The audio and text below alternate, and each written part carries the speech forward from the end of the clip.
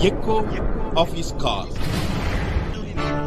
Brothers and sisters in the Lord, प्यारे भाई और बहनों, James chapter 5:16 says like this: याकूब उसका 5 का 16 में इस प्रकार कहा गया है, Confess your faults to one another and pray one for another, that you may be healed.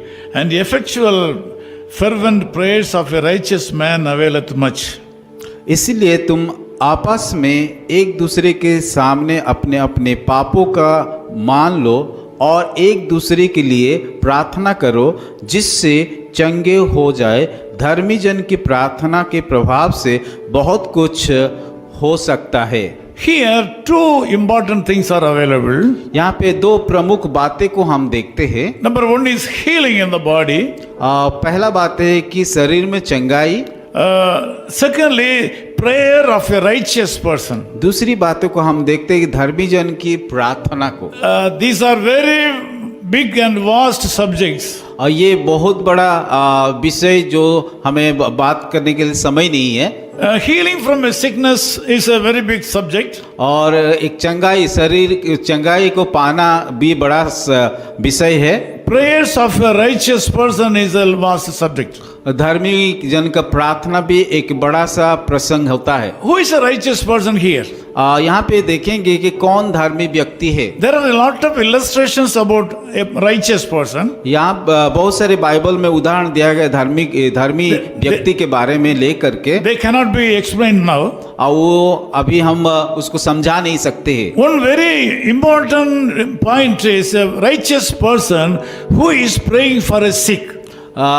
धर्मी व्यक्ति किसको कहते हैं? जो कि बीमार व्यक्ति के लिए प्रार्थना करता है। If you want to get divine healing, we should confess our faults to one another. अगर हम की चंगाई को पाना चाहते हैं तो हम एक दूसरे को अपना अपना पापों की मानना चाहिए। Also, the righteous person who is praying for a sick person also should confess his faults to one another. धर्मी जन जो भी प्रार्थना करता है कि दूसरे के चंगाई के लिए, वो भी एक दूसरे के लिए के जा करके अपना पाप को अंगीकार करना चाहिए। The important content of an effectual prayer is confessing sins. और धर्मी जन का प्रार्थना जो प्रभावशाली प्रार्थना होता है, तो यहाँ पे हम देखें तो एक दूसरे का किए जा करके अपना पाप को अंगीकार करना चाहिए। If you are sick in this morning, अगर आज की सुबह आप लोग बीमार में हो, if you want to get a special divine healing from the Lord, अगर परमेश्वर से चंगाई पाना चाहते हो, you should confess your faults to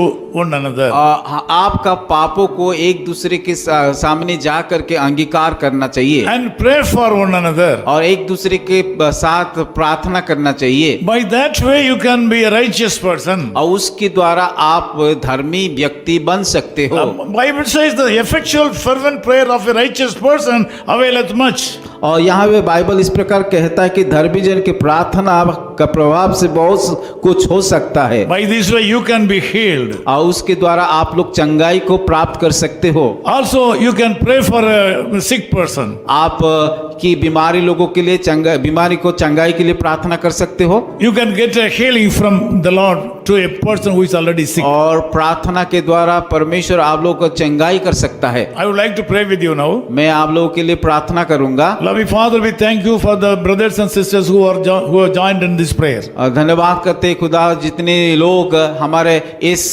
कार्यक्रम में योगदान किए हैं। Some of our brothers and sisters are sick in this morning. आज के सुबह बहुत सारे भाई और बहनें जो कि बीमार में हैं। Some of them may be in the hospital. और कोई तो अस्पताल में है। Some may be in the house and they may not be able to walk properly.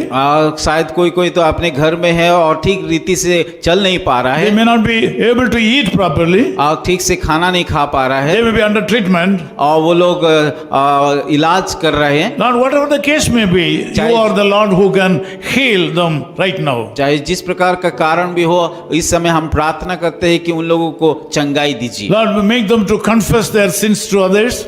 प्रार्थना करते हैं कि ताकि वो सारे लोग एक दूसरे के साथ जाकर के अपना पापों को अंगीकार Let करें these people to pray for one another.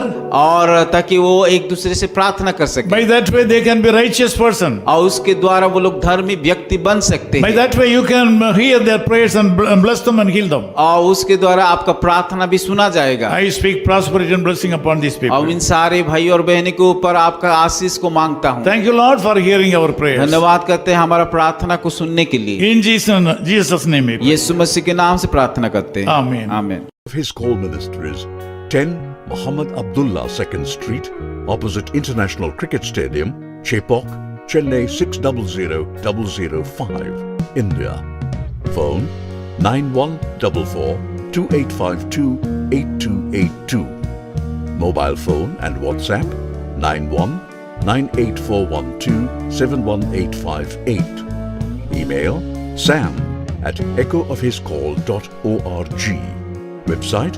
www.echoofhiscall.org. God bless you.